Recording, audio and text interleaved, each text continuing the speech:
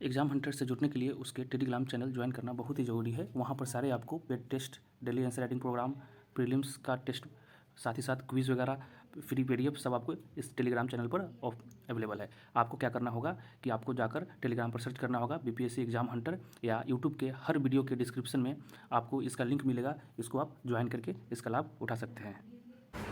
Hello everyone, welcome to Exam Hunter. So दोस्तों, आज हम लोग 69th बीपीएससी के लिए जो स्पेक्ट्रम सीरीज चला रहे हैं, जिसमें क्या है कि पूरे स्पेक्ट्रम को हम लोग एमसीक्यू फॉर्म में रिवीजन कर रहे हैं, उसका आज लेक्चर 2 है। ठीक है, पहला कर चुके हैं, पहला में ऑलरेडी 1 से लेके 5 चैप्टर तक हम लोग करा चुके हैं। आज हम नेक्स्ट करेंगे। ठीक है, और अपकमिंग 5-6 क्लासेज में हम लोग क्या करेंगे कि पूरे स्पेक्ट्रम का जो इंपॉर्टेंट एमसीक्यू फॉर्म में हम लोग सारे को रिवीजन कर लेंगे। और ये अपकमिंग जो 69th बीपीएससी का जो पीटी होने वाला है उसके लिए काफ़ी इम्पोर्टेंट है। ठीक है, अगर आपको ये चाहिए पीडीएफ वगैरह तो आप टेलीग्राम ज्वाइन कर सकते हैं, लिंक डिस्क्रिप्शन में दिया हुआ है, वहाँ से आपको क्लियर हो जाएगा। ठीक है, तो आइए क्वेश्चंस देखते हैं। क्वेश्चंस क्या है दोस्तों कि 1857 का जो विद्रोह हुआ था, ठीक है ना, जो विद्रोह हुआ था 1857 रिवोल्ट हुआ था, उसका क्या कारण था, जिसके कारण क्या कॉजेटिव फैक्टर था, कारण क्या था। ठीक है, क्वेश्चंस पहला यही पूछा है। तो पहला देखिए, पहला कारण क्या था कि कॉलोनियल लैंड रेवेन्यू सेटलमेंट। मतलब क्या है कि जो ब्रिटिश के द्वारा अलग अलग land revenue policy, economic policy लाया गया, जैसे आपको पता होगा ज़मींदारी सिस्टम, उसके बाद रैयत वाली सिस्टम, महलवारी सिस्टम, जिसके कारण क्या है एक्सप्लॉयटेशन हुआ। तो ये भी है। अगले का देखिए, इसके कारण क्या हुआ कि एक्सप्लॉयटेशन हुआ लोगों का, जो गांव में लोग रहते थे। आपको पता होगा कि जो हैंडीक्राफ्ट उस समय जो इंडस्ट्री ये सब था, वो सब ख़त्म कर दिया ब्रिटिश ने। तो रिवर्स माइग्रेशन हुआ, जो इंडस्ट्री से सब गांव में जाकर खेती वगैरह करने लगे। ठीक है, तो कहीं ना कहीं एक्सप्लॉयटेशन ऑफ सोसाइटी भी हुआ, शोषण हुआ ग्रामीण समाज का। तो ये भी सही है। तीसरा देखिए, तीसरा है कि डिस्ट्रक्शन ऑफ इंडिजिनियस इंडस्ट्री, ये ऑलरेडी हम लोग डिस्कस कर चुके हैं। तो इसमें क्या है कि पॉजिटिव फैक्टर पूछा है, कारण पूछा है, तो इसमें क्या हो जाएगा मोर देन एबव, मतलब सारे इसके कारण हैं। तो D is the correct answer. अब आइए क्वेश्चन नंबर दूसरा। क्वेश्चन नंबर दूसरा है कि इसमें से जो इनकरेक्ट स्टेटमेंट को आपको बताना है। क्या बताना है दोस्तों? इनकरेक्ट स्टेटमेंट को। किसके बारे में? सन्यासी विद्रोह के बारे में। ठीक है, तो पहला देखिए, पहला स्टेटमेंट बोलता है कि इस विद्रोह में हिंदू और मुसलमान का इक्वल पार्टिसिपेशन देखा गया था। ठीक है, सेकेंड स्टेटमेंट है कि इस विद्रोह को हम फ़कीर विद्रोह भी बोलते हैं, फ़कीर रिबेलियन भी बोलते हैं। और इसके मेन लीडर जो थे उनका नाम था मजनू शाह, चिराग अली, मूसा शाह, भवानी पाठक। ठीक है, तो इसमें क्या बताना है? इनकरेक्ट। लेकिन अगर आप देखोगे तो तीनों स्टेटमेंट क्या है दोस्तों? तीनों स्टेटमेंट करेक्ट है। ठीक है ना, सारे सही है। तो आप याद रख लीजिएगा, हिंदू मुसलमान वाला भी कंसेप्ट, उसके बाद फ़कीर रिबेलियन वाला कंसेप्ट, और जो जो इंपॉर्टेंट लीडर है उसका भी नाम। तो इसका हो जाएगा नन ऑफ द अबव। ठीक है, अगर करेक्ट रहता तो डी हो जाता। तो आई होप क्लियर हो गया होगा। आइए क्वेश्चन नंबर तीसरा।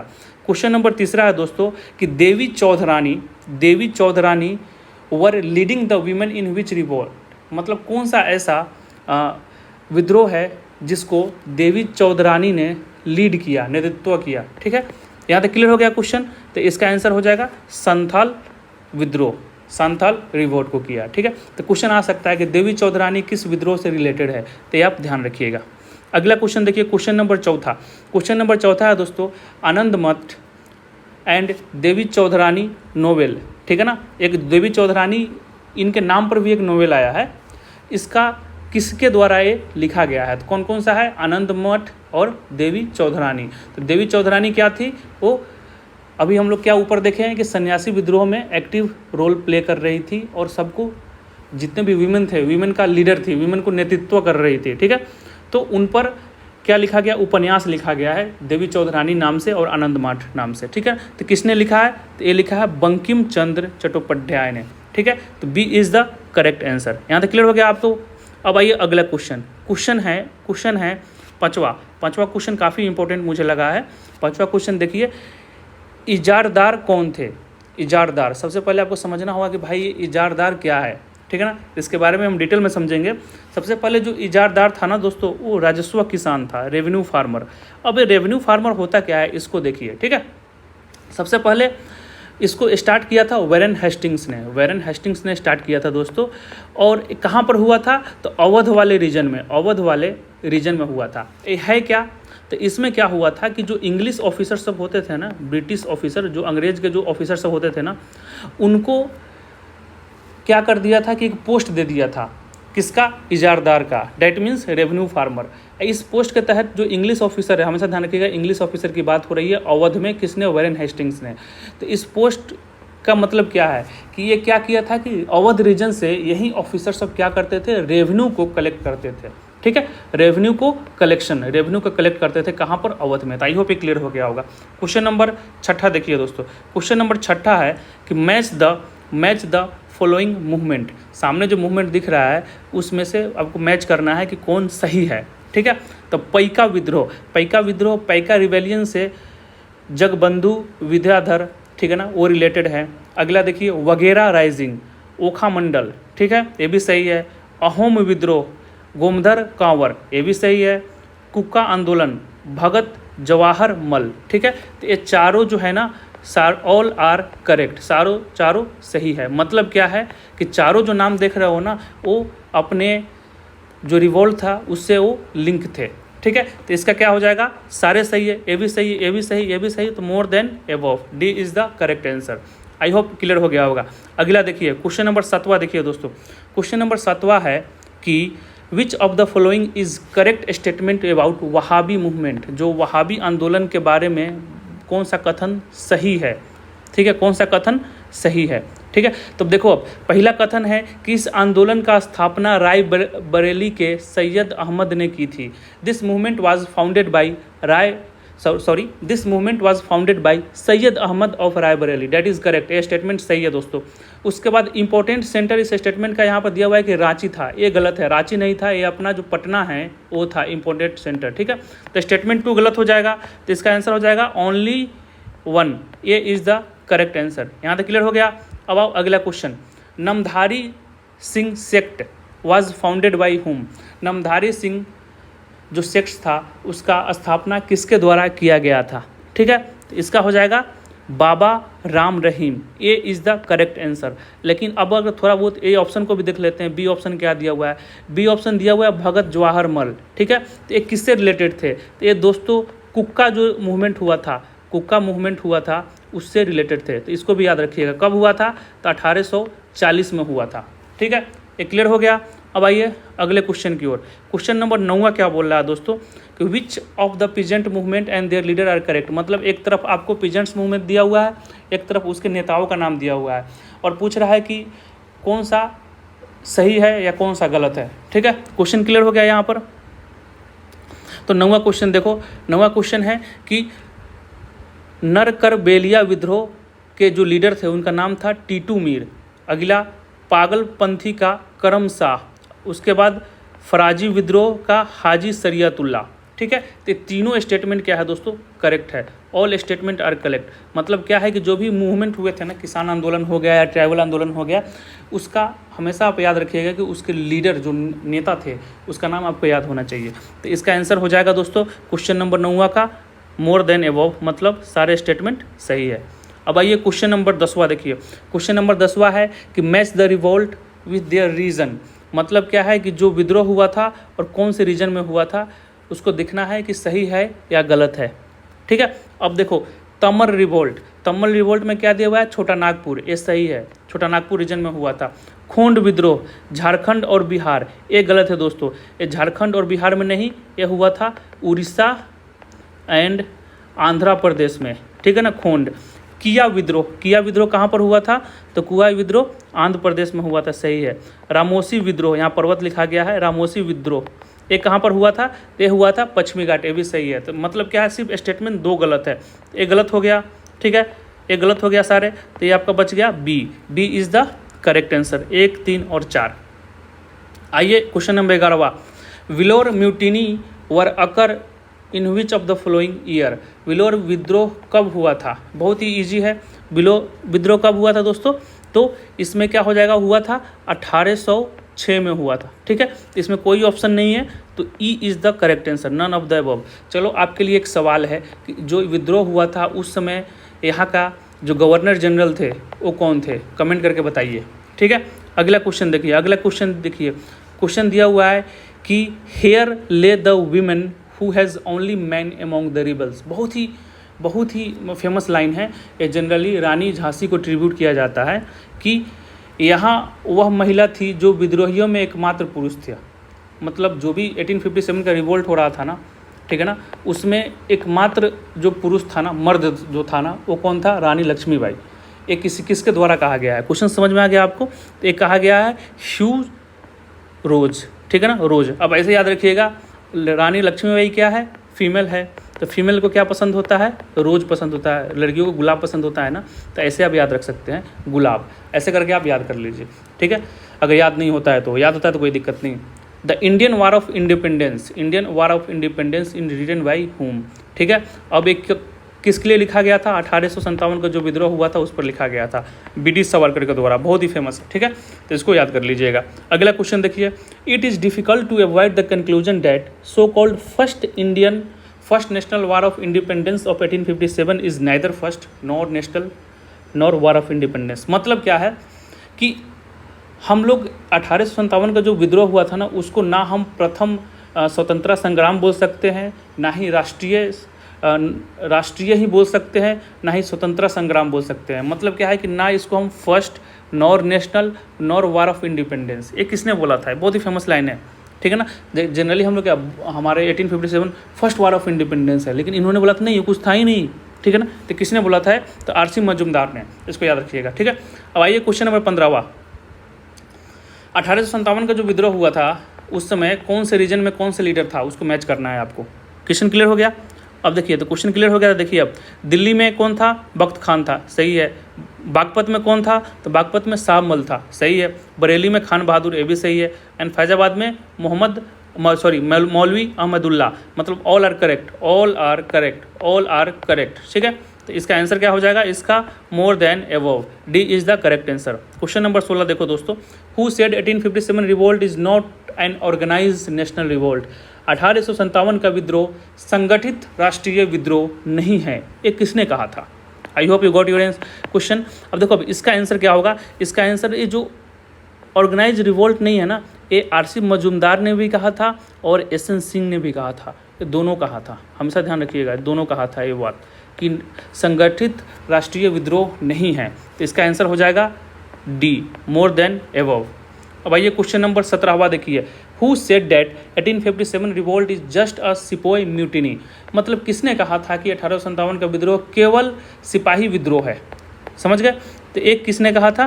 तो ये इसमें भी ध्यान रखिएगा, ये लॉरेंस ने और सिले दोनों ने कहा था, ठीक है। तो ये आ जाएगा मोर देन एबव। ये सारे इन्फॉर्मेशन आपको स्पेक्ट्रम से करवा रहा हूँ, लेकिन ये लूसेंट में भी मेंशन है, ठीक है। क्वेश्चन नंबर 18वां देखिए, तुहफत उल मुवाहिदीन,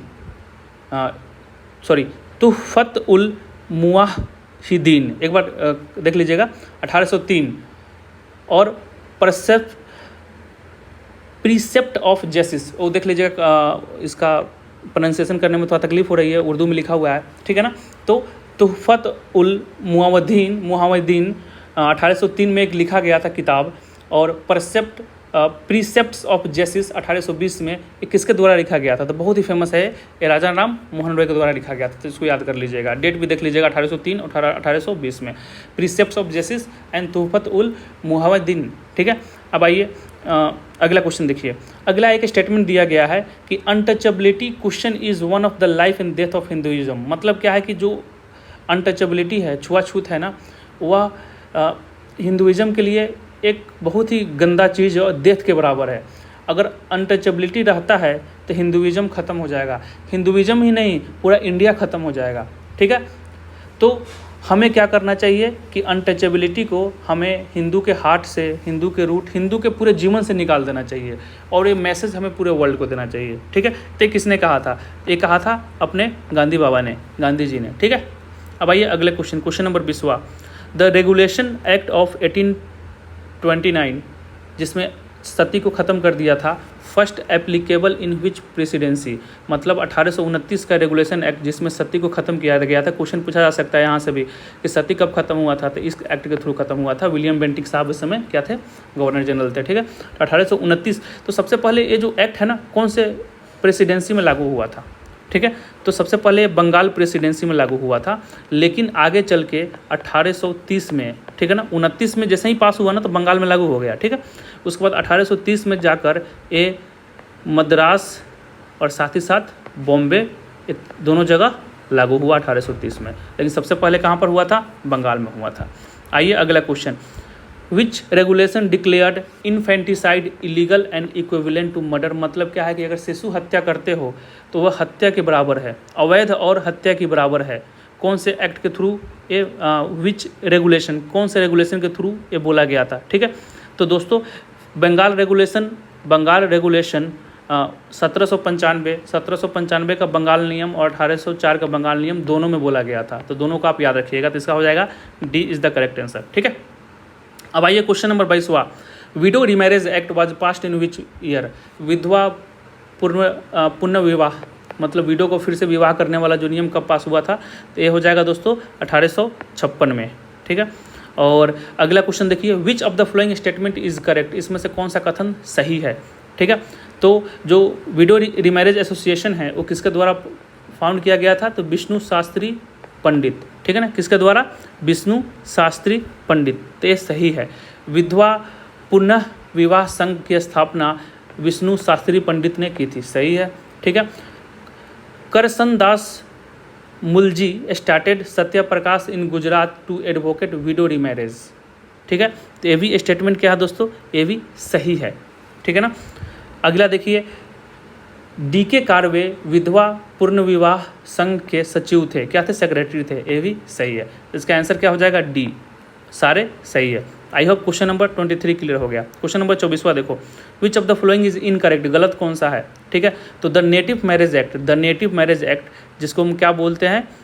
मूल विवाह अधिनियम 1872 में पास हुआ था, तो क्या है दोस्तों? सही है। क्वेश्चन बोल रहा है इनकरेक्ट, गलत पूछ रहा है, ठीक है ना। एज ऑफ कंसेंट एक्ट, ये भी सही है, ठीक है। चाइल्ड मैरिज एक्ट, इसको हम शारदा एक्ट से जानते हैं, ये कब हुआ था? तो ये गलत है। ये दोस्तों 1829 में पास हुआ था और जाके लागू हुआ था 1930 में, ठीक है। तो इसका आंसर हो जाएगा सी, यही ये गलत है, बाकी दोनों सही है। दोनों जो सही है उसका भी आपको डेट याद होना चाहिए, ठीक है, डेट बोल रहा हूँ, ईयर याद होना चाहिए।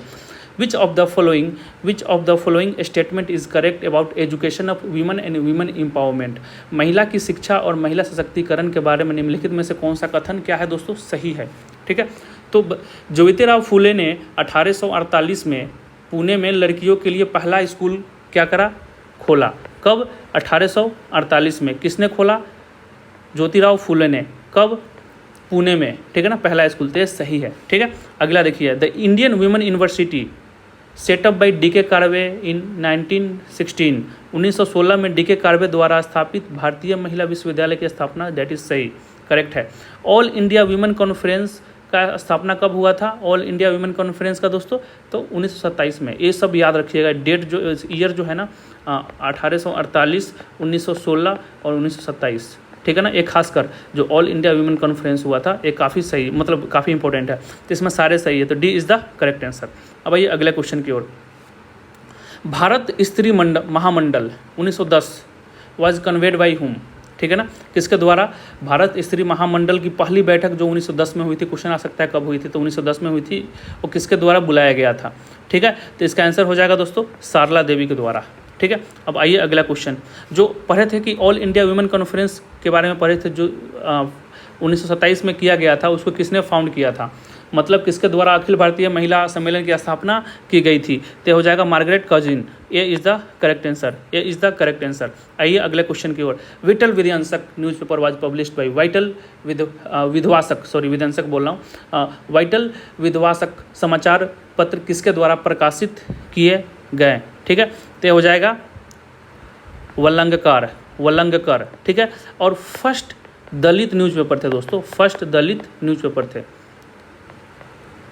जो पब्लिश हुआ था, किसके द्वारा? तो वल्लंगकर के द्वारा। बुक का नाम क्या था? तो वाइटल विध्वंसक, ठीक है, समाचार पत्र।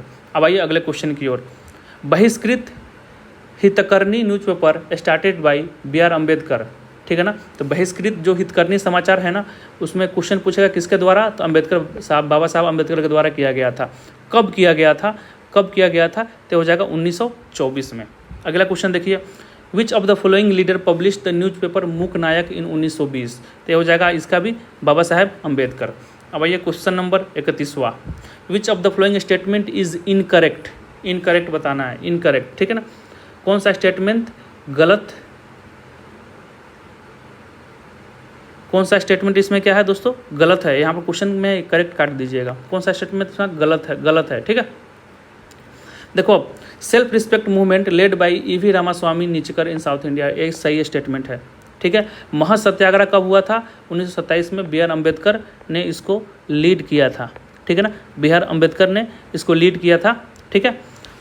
ये भी सही स्टेटमेंट है। अगला देखिए कि अम्बेडकर जो है ना बहिष्कृत हितकर्मी सभा का गठन किए थे। जो दलित के जो डिफ़िकल्टी, जितने भी दलित के पर अत्याचार हो रहा है ना, उसको हाईलाइट कर सके, किसके बिफोर, कांग्रेस के बिफोर। लेकिन ये गलत दे रखा है, कांग्रेस के बिफोर नहीं, ये ब्रिटिश गवर्नमेंट के बिफोर, ठीक है ना। मतलब क्या है कि बहिष्कृत हितकर्मी सभा का जो मेन मोटो क्या था कि जो भी प्रॉब्लम दलित का है ना वो हम अंग्रेजों को बता सके, लेकिन स्टेटमेंट में कांग्रेस लिखा हुआ है तो ये गलत हो जाएगा। तो सी इज़ द करेक्ट आंसर, ठीक है। अगला क्वेश्चन देखो, क्वेश्चन नंबर 32वां देखो क्या है, which of the following is not the factor that gave rise to reform movement in India, ठीक है ना। निम्नलिखित में से कौन सा कारक नहीं है जिसने भारत में सुधार आंदोलन को जन्म दिया, ठीक है। तो सबसे पहले देखो, presence of colonial government in Indian soil, ठीक है ना। भारतीय भूमि पर जो औपनिवेशिक जो सरकार है उसकी उपस्थिति, तो एक कारण था, लेकिन यहाँ पर बोल रहा है कि कौन सा फैक्टर नहीं है, नहीं पूछ रहा है। स्प्रेड ऑफ एजुकेशन, ये भी कारण था। एजुकेशन, शिक्षा प्राप्त हुई तो हम लोगों को अवेयर हुआ, हम लोगों को लगा कि नहीं हमारे साथ बुरा हो रहा है, एक्सप्लॉयटेशन हो रहा था, हम लोग फाइट किए, ये भी कारक है।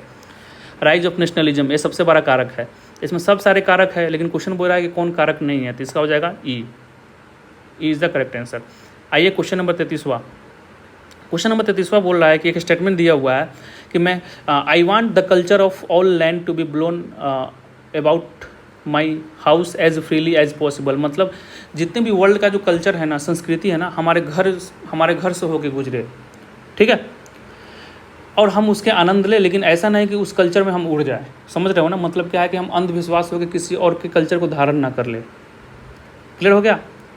और क्या है कि और उसके आगे बोला है कि I refuse to live with other people house as a beggar. मतलब क्या है कि हम दूसरे का कल्चर धारण कर लेते हैं, तो हम क्या करते हैं, दूसरे के घर में रह रहे हैं भिखारियों की तरह, तो वैसा हम रहना नहीं चाहते हैं। क्लियर हो गया ना। मतलब यहाँ पर अपने कल्चर का इंपॉर्टेंस दिया गया है।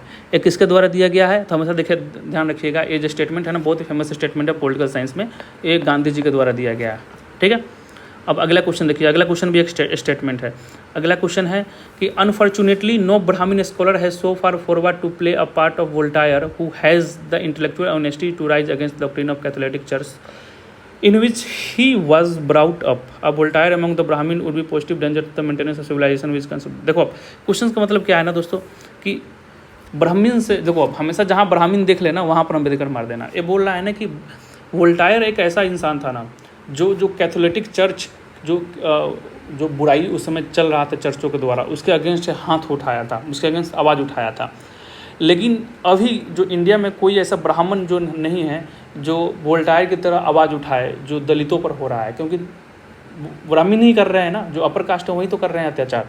तो ऐसा कोई ब्राह्मण अभी तक है नहीं वोल्टायर की तरह। तो ये स्टेटमेंट किसने बोला था, तो ये बोला था अपना अम्बेडकर साहब ने, ठीक है। अगला स्टेटमेंट देखिए, अगला स्टेटमेंट है which of the following was associated with प्रार्थना समाज। प्रार्थना समाज से किसने एसोसिएटेड है, तो आत्मारंग पादुरंगा, केशव चंद्र सेन, महादेव गोविंद रनाडे, सारे हैं, सारे एसोसिएटेड है। हमेशा देखना दो चीज़ों में देखना, जुड़ा होना और फाउंड करना। अगर क्वेश्चन आ जाता है कि इस सोसाइटी को किसने फाउंड किया, किसने स्थापित किया, तो उसमें एक नाम होगा, लेकिन जुड़े कौन रहते, जुड़े तो बहुत आदमी हो सकते हैं ना, तो ये सारे इससे जुड़े थे। अब अगला ये 36वां, सोम प्रकाश न्यूज़पेपर जो 1859 में स्टार्ट किया गया था, तो ये किसके द्वारा स्टार्ट किया गया था, ठीक है, किसके द्वारा ये स्टार्ट किया गया था। तो इसका आंसर क्या हो जाएगा दोस्तों, इसका आंसर हो जाएगा, एक्चुअली क्या है ना कि इसमें दोनों आंसर है, ईश्वर चंद्र विद्यासागर एंड विद्यासागर। इसमें क्या है ना कि ईश्वर चंद्र इसमें हटा दिया गया, तो दोनों एक ही नाम है, तो दोनों को मान के चलिएगा कि बोथ आर करेक्ट आंसर। मतलब किसके द्वारा, तो ईश्वर चंद्र विद्यासागर के द्वारा किया गया था। अब आइए क्वेश्चन नंबर 37वां। क्वेश्चन नंबर 37वां है कि सार्वजनिक सत्याधर्म और गुलामगिरी सार्वजनिक सत्याधर्म and Gulamgiri was the work of which of the following leader. ठीक है ना, तो बहुत ही आसान है, बहुत ही आसान है। किसका है? तो ज्योतिबा फुले का वर्क है। मतलब गुलामगिरी और सार्वजनिक सत्याधर्म किसका काम है? तो ज्योतिबा फुले की रचना है। ठीक है, अब आइए अगला क्वेश्चन नंबर है 38वां। क्वेश्चन नंबर 38वां क्या बोला है कि गोपाल कृष्ण गोखले ने सर्वेंट ऑफ इंडियन सोसाइटी का गठन किस वर्ष में किया था? तो 1905 में किया था। अगला देख लो, निम्नलिखित में से कौन सा कथन गलत है? कौन सा कथन गलत है? तो दयानंद सरस्वती आर्य समाज। ठीक है, उसके बाद सही है सेवा सदन बहराम जी एम मालावारी, ये भी सही है। देव समाज शिवदयाल या तुलसीराम। ठीक है ना, ये गलत है। देव समाज किसके द्वारा किया गया था दोस्तों? तो शिव नारायण